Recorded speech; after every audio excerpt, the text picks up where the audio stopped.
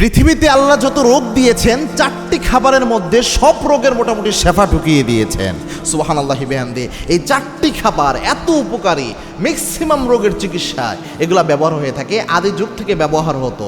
এখন তো আমাদের অনেক মেডিসিন আসার কারণে এই খাবারের মাধ্যমে যে শেফা নেওয়া, এগুলো আমরা ভুলেই গিয়েছি। কিন্তু প্রাচীন সময়ে এইগুলোর মাধ্যমেই শেফার কাজে সবচেয়ে বেশি কাজে লাগানো হতো। এবং আল্লাহর হাবিবের সুস্পষ্ট দুইটা হাদিস বলে আমি আলোচনায় ঢুকছি। আল্লাহর হাবিব সাল্লাল্লাহু আলাইহি ওয়াসাল্লাম জানিয়েছেন, লিকুল্লি দাইন দাওয়া। আল্লাহ রাব্বুল আলামিন যত রোগ দিয়েছেন, সকল রোগের শেফা আল্লাহ দিয়েছেন। আরেক বর্ণনায় আল্লাহর হাবিব সাল্লাল্লাহু আলাইহি ওয়াসাল্লাম জানিয়েছেন, মা আনজালাল্লাহু দাআন ইল্লা আনজালাল্লাহু শিফাআন। আল্লাহ এমন কোন রোগ পৃথিবীতে দেন নাই যে রোগের শেফা আল্লাহ দেয় নাই। মা আনজালাল্লাহু দাআন ইল্লা আনজালাল্লাহু শিফাআন। এমন কোন রোগই আল্লাহ দেয় নাই যে রোগের শেফা আল্লাহ দেয় নাই। সুবহানাল্লাহি বিহামদি। এক নাম্বার হচ্ছে যে খাবার, সেটা হচ্ছে আপনার জমজমের পানি। এটার মধ্যে আল্লাহ শেফা দিয়েছেন। বিজ্ঞানও প্রমাণ করেছে এই জমজমের পানির মধ্যে নর্মাল যে আমরা পানিগুলো খাই, এই পানির চেয়ে অনেক ব্যতিক্রম কিছু উপাদান রয়েছে। বিশেষ করে বাচ্চাদের স্মৃতিশক্তি বাড়ানোর ক্ষেত্রে জমজমের পানি সবচেয়ে উপকারী। কারণ এটার মধ্যে ম্যাগনেসিয়াম রয়েছে, এটার মধ্যে পটাশিয়াম রয়েছে, আরও বেশ উপকারী কিছু উপাদান এই জমজমের পানির মধ্যে অনেকে আবিষ্কার করেছে।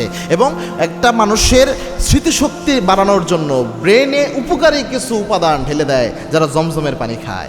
এই জন্য আল্লাহর হাবিব বলতেন, মা জামজাম লিমা শুরিবালা।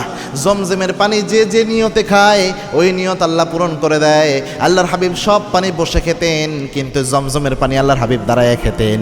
আল্লাহর হাবিবকে প্রশ্ন করা হয়েছিল, ইয়া রাসূলুল্লাহ, সব পানি আপনি বসে খান, জমজম কেন দাঁড়ায় পান করেন? আল্লাহর হাবিব বলেছেন, লি তা'জিমে আখি ইসমাইল। আমার ভাই ইসমাইলের সম্মানে আমি দাঁড়ায়া যাই। সুবহানাল্লাহ। এক নাম্বার হচ্ছে জমজম, এটার মধ্যে অনেক শেফা। দুই নাম্বার হচ্ছে মধু। আল্লাহর হাবিব বলতেন যে আল্লাহ রাব্বুল আলামিন আলাইকুম বিশিফাইন, দুইটা জিনিসে তোমাদের জন্য শেফা রেখেছেন। একটা হচ্ছে ওয়াল কুরআন ওয়াল আসাল, একটা হচ্ছে কোরআন আর একটা হচ্ছে মধু। মধুর মধ্যে আল্লাহ শেফা দিয়েছেন। তিন নাম্বার হচ্ছে খেজুর।